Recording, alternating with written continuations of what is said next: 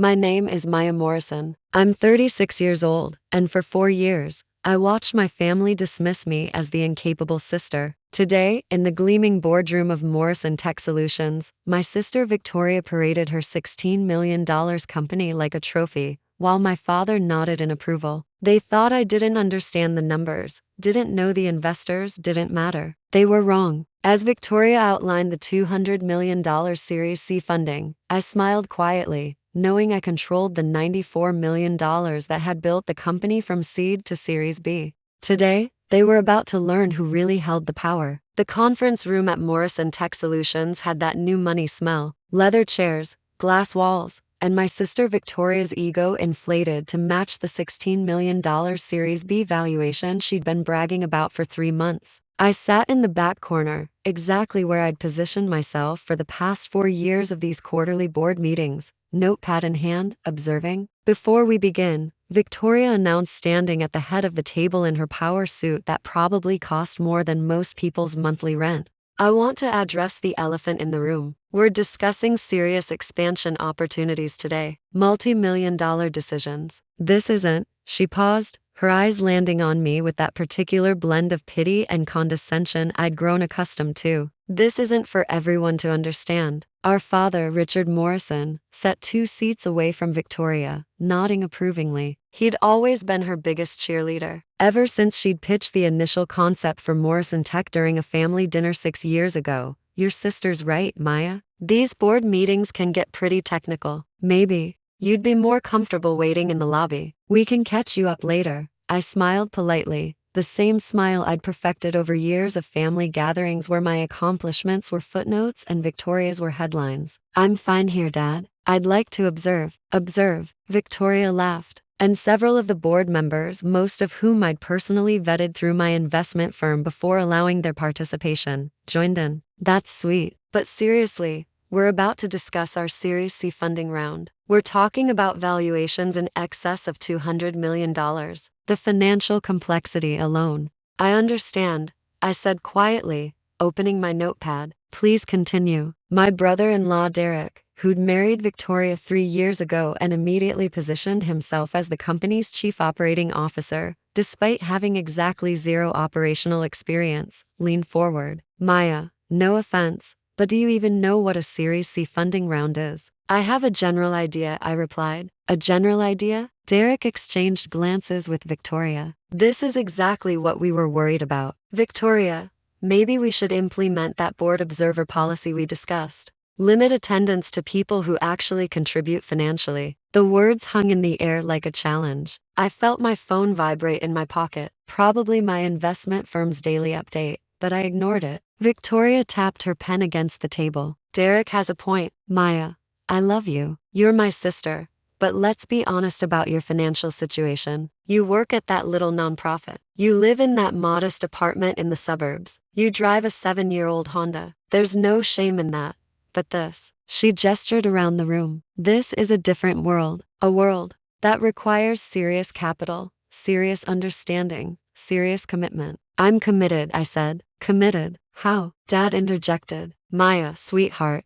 You make what? $45,000 a year at that charity. Victoria's company is valued at $16 million and about to enter negotiations that could push it past $200 million. These are numbers you can't even conceptualize. The other board members had gone quiet now, watching this family drama unfold with the uncomfortable fascination of people who knew they should intervene, but were too curious to stop it. I conceptualized them. Fine, I said softly. Really? Victoria leaned back in her chair, arms crossed. K-pop quiz. What's our current burn rate? $860,000 per month, I answered. Down from $1.2 million last quarter after you optimized the cloud infrastructure costs. Victoria's eyebrows rose slightly. Lucky guess. What about our customer acquisition cost? $142 per enterprise client, which gives you a customer lifetime value ratio of approximately 8-to-1, above industry standard. The room had gone completely silent now. How do you know that? Derek demanded. I read the quarterly reports, I said. They're in the shared drive. The shared drive that's password protected, Victoria said slowly. I'm an observer at board meetings, I pointed out. I assumed I'd have access to basic financial documents. Dad cleared his throat. Maya, the point remains. You're here as a courtesy because you're family. But Victoria is right. We're about to discuss matters that require actual investment capability. The Series C round where planning needs anchor investors who can commit tens of millions of dollars. That's not your world. What is my world, Dad? I asked, genuine curiosity in my voice. You help people, he said, not unkindly. You work with homeless shelters and food banks. It's admirable. It really is. But it's not this. Victoria built this company from nothing. She secured the funding, brought in the talent, created the technology. She's going to be a 100 millionaire before she's 40. You're doing important work in your own way. The condescension was so thick I could have cut it with a knife, but I'd expected nothing less. This was the Morrison family dynamic in perfect miniature. Victoria,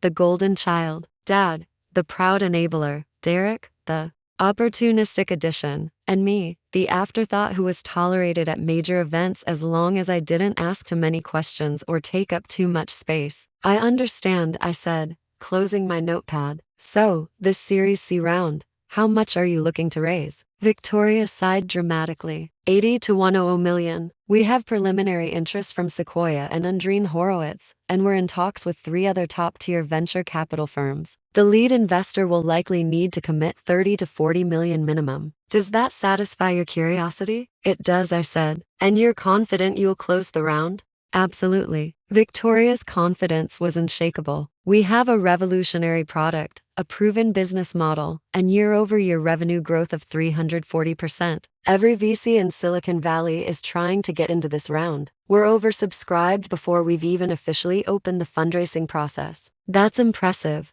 I said sincerely. It is, Dad agreed, beaming at his eldest daughter. Victoria has a gift. Always has. Some people are born entrepreneurs, born leaders. Others are born helpers. Both are important, but they're not the same thing. I nodded, absorbing the familiar sting of being categorized as the lesser Morrison sibling. Can I ask one more question before the formal meeting starts? Make it quick, Victoria said, glancing at her watch. A Cartier tank that had been Dad's gift when the company hit its first million in revenue. The series of funding that got you started for years ago. The $12 million that gave you runway to build the initial product and hire your first 20 employees. Where did that come from? Victoria frowned. That's a matter of public record, Maya. It was a consortium of angel investors and early-stage VCs. Why? Just curious about the cap table, I said. And the Series B funding 18 months ago, the additional 30 million that funded your expansion into the European market. What's your point? Derek asked, irritation creeping into his voice. No point, I assured him. Just trying to understand the full financial picture, since I apparently can't conceptualize these numbers. The Series B was led by Benchmark Capital, Victoria said impatiently, with participation from our existing investors and several new institutional funds. Maya, this is basic company history. If you're going to sit in on board meetings, at least do the minimal research. I said one more question. The Series A and Series B funding was all of that institutional money, or were there any individual investors? Why does that matter? Dad asked. It doesn't, I said. I'm just curious who believed in Morrison Tech from the very beginning. Before it was the darling of Silicon Valley, when it was just Victoria's idea and a prototype. Victoria's expression softened slightly, apparently touched by what she perceived as my admiration for her journey. The very first money, the seed round before we even had the Series A, that came from a private investment group, Meridian Strategic Ventures. They committed $2 million when we were nothing but a pitch deck in a dream. That seed money let us build the MVP that attracted the Series A investors. Meridian Strategic Ventures, I repeated. They sound important. They were crucial, Victoria admitted. They've been quiet partners ever since. Very hands-off, which is what I wanted. They've participated in every funding round since then, including putting 50 million into the Series B. They're our largest single shareholder, actually, though they've never asked for a board seat or tried to interfere with operations. 50 million, I said. That's serious money. That's what serious investors do, Derek said pointedly. They write big checks. Not everyone can play in that league. No, I agreed. Not everyone can. My phone vibrated again and again. I pulled it out of my pocket, glancing at the screen. 3 messages from my firm, each marked urgent. I stood up, smoothing my simple black dress off the rack from Target. Not that anyone in this room would know the difference between that and designer. Where are you going? Victoria asked. The meeting's about to start. I need to make a phone call, I said. It'll just take a minute. Maya,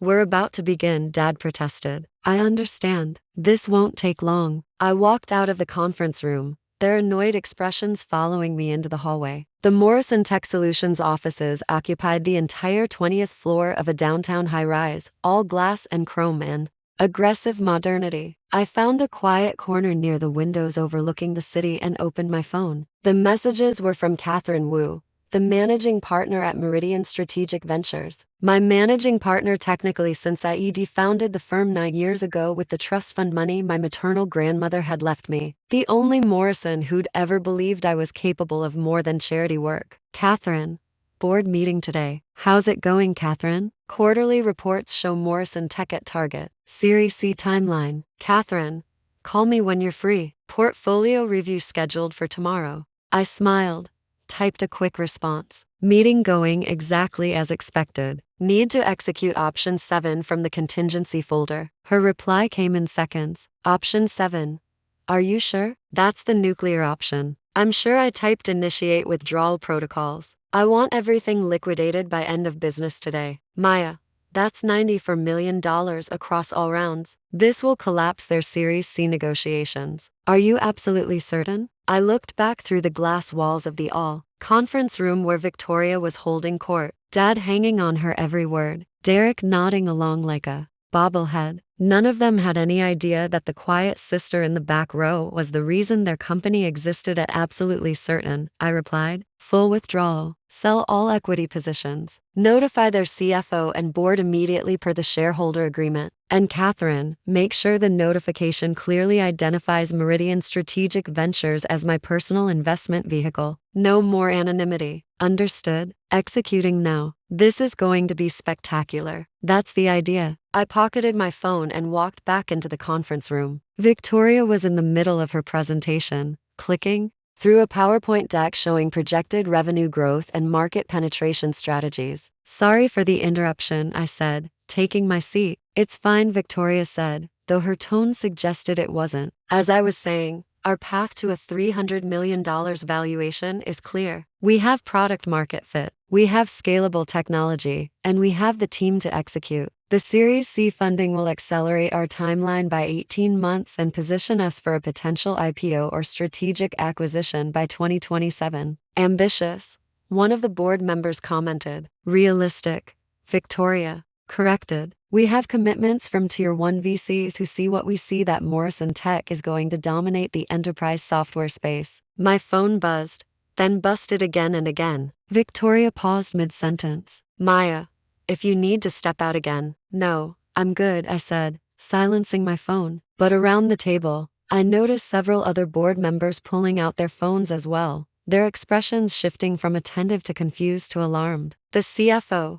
Martin Chin, stood abruptly. Excuse me, I need to. His phone was ringing now, the ringtone cutting through Victoria's presentation. I'm sorry, I have to take this. He stepped away from the table, speaking in urgent, hushed tones. Victoria's presentation faltered. As I was saying, the market opportunity. Another board member's phone rang, then another. What the hell is going on? Derek demanded. Martin Chin came back into the room, his face ashen. Victoria, we need to talk. No, in private. We're in the middle of a board meeting, Victoria said. Now, Martin repeated, and something in his voice made Victoria set down her presentation clicker and follow him out of the room. Dad followed immediately, leaving Derek and me and the increasingly agitated board members in uncomfortable silence. Through the glass walls, I could see Martin showing Victoria something on his tablet. I watched as her expression went from annoyed to confused to horrified. Dad was reading over her shoulder, his face turning a concerning shade of red. They rushed back into the room. Everyone, we need to pause the meeting, Victoria announced, her voice tight. There's been some kind of mistake with our cap table. Our largest investor, Meridian Strategic Ventures, their lawyers just sent notice that they're executing an immediate withdrawal of all invested capital. They can't do that, Derek said. Investment contracts don't work that way. They can if they're structured as convertible notes with withdrawal provisions, Martin said grimly, which apparently these were. Every single round, the seed, the Series A, the Series B, Meridian maintained withdrawal rights that we agreed to in exchange for favorable valuation terms. How much money are we talking about? One of the board members asked. $94 million, Martin said. 2 million seed, 12 million Series A, 30 million Series A follow-on, and 50 million Series B. With contractual interest, it's actually 96.3 million. The room erupted in shocked exclamations. Victoria held up her hand for silence. This has to be a mistake. Meridian has been a silent partner for years. They've never interfered, never made demands. Why would they suddenly withdraw everything? According to the notice, Martin said, reading from his tablet, the withdrawal is being executed at the discretion of the fund's founder and managing partner. It's all completely legal under the shareholder agreement we signed. Who's the founder? Dad demanded. Get them on the phone. This is insane. You don't just pull $94 million out of a functioning company without warning. The notice identifies the founder, Martin said slowly. But there must be some mistake. Who is it? Victoria demanded. Martin looked at me. So did Victoria and Dad and Derek and every single board member in the room. The notice says Meridian Strategic Ventures was founded and is wholly owned by Maya Morrison. Martin said it says she's the sole decision maker for all investment activities and portfolio management. The silence that followed was absolute. That's impossible, Victoria said finally. Maya works at a nonprofit. She doesn't have that kind of money. According to the corporate filings, Martin continued, pulling up documents on his tablet. Meridian Strategic Ventures was established 9 years ago with initial capital of $25 million. It's since grown to a portfolio value of approximately $380 million across various technology investments. Morrison Tech Solutions represents their largest single investment and their longest held position. Dad was shaking his head. No, this is a mistake. Someone with the same name, Maya. Tell them this is a mistake. I picked up my phone, which was still buzzing with notifications. It's not a mistake, Dad. What? Victoria's voice came out as barely more than a whisper. Meridian Strategic Ventures is my firm, I said calmly. I founded it 9 years ago with the inheritance Grandma Morrison left me. The trust fund she set up that nobody in the family except the estate lawyers knew about. $25 million that she'd accumulated over her lifetime left specifically to me because she said I was the only Morrison who understood the value of quiet competence. That's Derek started then stopped unable to finish the sentence. 6 years ago, I continued. Victoria came to me specifically, though she doesn't remember it that way, asking if I knew any investors who might be interested in her startup idea. I looked at her business plan, ran the numbers, and believed in the concept. So, I invested $2 million as seed funding through Meridian. I kept the ownership structure private because I knew if Victoria found out her little sister was her primary investor, she'd reject the money. You're lying, Victoria said, but there was no conviction in her voice. When the Series A came around, I continued, I personally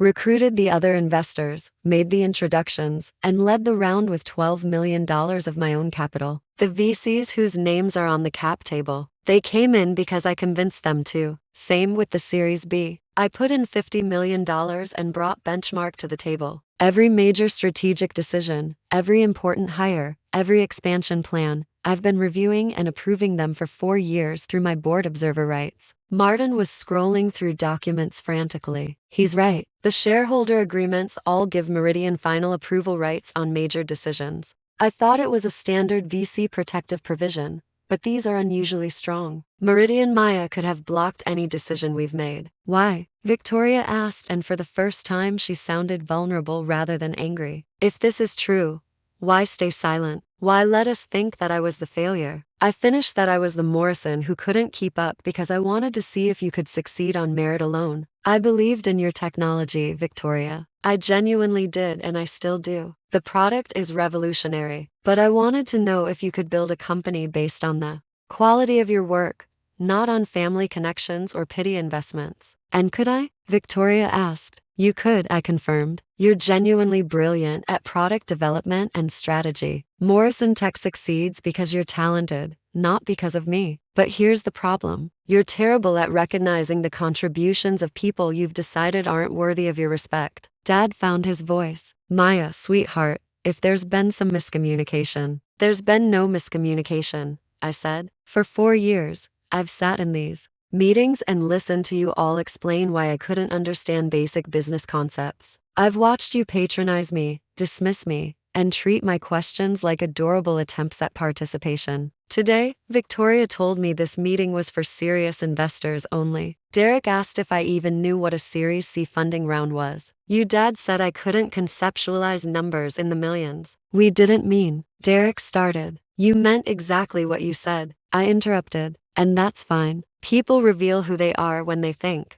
There are no consequences. But here's the thing about being a silent partner. You get to stay silent until you choose not to. Victoria's phone rang. She answered it automatically, listened for a moment, then said, "Yes, I understand. Thank you for letting me know." She hung up and looked at me. That was Sequoia. They're withdrawing their interest in the Series C. Apparently, word has already spread that our primary investor is pulling out. They're concerned about company stability. Andre and Horowitz just emailed, Martin said, checking his inbox. Same thing. They want to pause discussions until the situation with Meridian is resolved. The notifications kept coming. One by one, the VCs who'd been fighting for a piece of Morrison Tech Series C were backing away, spooked by the sudden capital withdrawal and the uncertainty it created. Maya, please, Victoria said. And I'd never heard my sister beg before. Don't do this. The company needs that capital. Without the Series C, we'll have to scale back operations. We might have to lay people off. Everything we've built, everything I funded, I corrected gently. Victoria, $94 million of the money that built Morrison Tech came from me. The other investors contributed $22 million combined. You've been running a company that was 76% funded by your little sister, the one you thought couldn't understand board meetings. What do you want? Derek asked bluntly. You want us to apologize? You want recognition? A board seat? Name your price. I don't want anything from Morrison Tech. I said the company will be fine. You have strong revenue, a solid product, and legitimate market demand. You'll find new investors eventually though. Probably at a lower valuation once word spreads that your cap table was built on convertible notes with withdrawal provisions. Future VCs will be more cautious. Then why are you doing this? Dad demanded. Because, I said, standing and gathering my things. I spent 28 years being the Morrison who didn't matter. The one who was good enough to invite to meetings, but not good enough to be taken seriously. I built a $380 million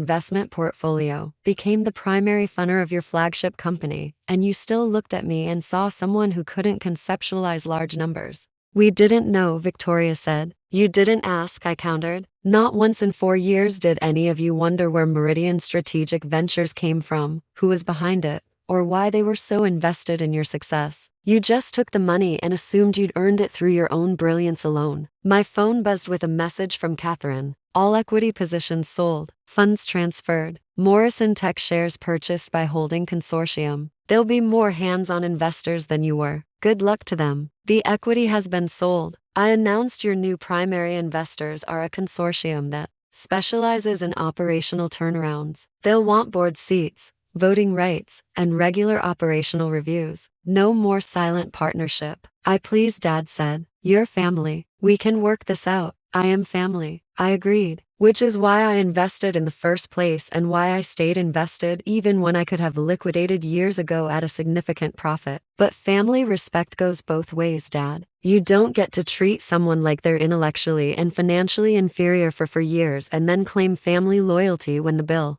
comes due. I walked toward the door, then paused. For what it's worth, Victoria, you really do have a great product. Morrison Tech will probably survive this and maybe even thrive, but it won't be with my money anymore and it won't be with my network. Good luck with the new investors. Wait, Victoria said the Series C. If we don't get the funding, you'll have to bootstrap. I said, slow down expansion, focus on profitability. Prove you can build something sustainable without constantly raising venture capital. Ironically, that's probably the best thing that could happen to the company long term. You've been so focused on the next funding round that you've neglected the fundamentals and your other investments. Martin asked the $380 million portfolio. What happens to that? Continues as before. I said, I have stakes in 17 companies, none of which treat me like I can't read a balance sheet. Morrison Tech was personal, so Morrison Tech gets sold. The rest of my portfolio is performing exactly as projected. Derek was still processing. You're really a venture capitalist. I really am, I confirmed. One of the more successful ones in the region, actually, though I prefer to stay out of the spotlight. The